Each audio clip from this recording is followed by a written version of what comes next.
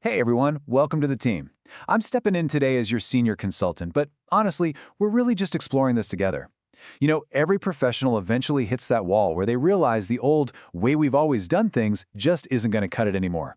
So today's explainer is really a practical, easy-to-digest masterclass designed specifically for you, our recruiters, HR professionals, and hiring managers. We're going to calibrate exactly how we evaluate talent, how we actively mitigate our own hidden biases, and crucially, how we properly handle the risks and rewards of using AI in our hiring systems. Let's get right into it. Okay, let's take a quick look at the agenda for today. 1. The end of gut feelings. 2. Unmasking common hiring biases.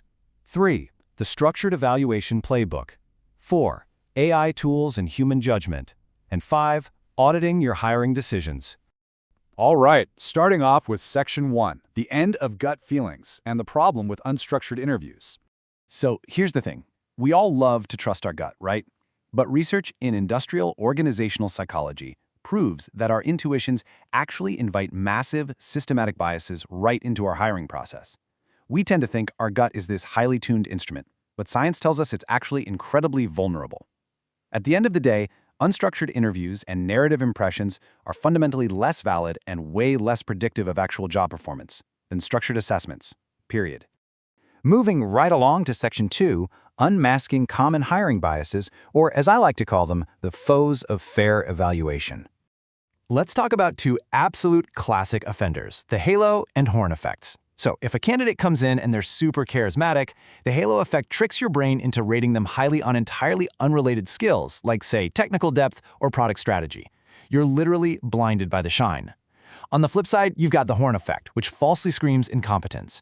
If a candidate is just a little nervous in the first 5 minutes, that one awkward moment taints your entire assessment, even if they recover beautifully later. Basically, you end up grading their first impression, not their actual capability. Next up is similarity bias. We naturally favor people who just feel familiar to us. Maybe they went to your alma mater, or they use your specific industry jargon, or you both happen to love rock climbing. But listen, similarity to the interviewer is absolutely not the same as being a fit for the role. You really have to beware of the phrase culture fit.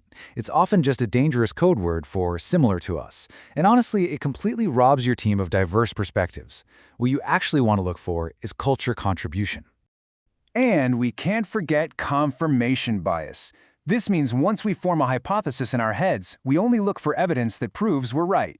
This is exactly why candidate pre-briefs can be super toxic. Think about it. If you label a candidate as a strategic thinker to your panel before the interview even starts, your team is going to unconsciously zero in on anything that sounds remotely strategic, and they will completely ignore the candidate's gaps.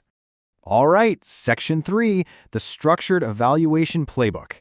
This is where we start building systems over sentiments. So, how do we fix this? Well, instead of asking an interviewer to vaguely rate something like problem solving on a scale of 1 to 5, we use what we call behavioral anchors. Look at the criteria for a 5 here. The candidate must specifically identify root causes and propose multiple solutions.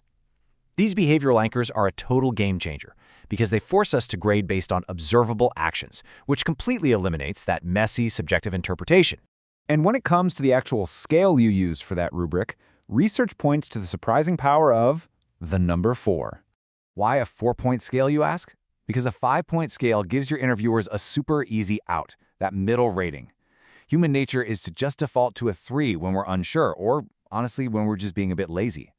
Eliminating the middle option forces your interviewers to be specific and take a real stance. It demands a definitive answer to a simple binary question. Is this candidate minimally qualified or better?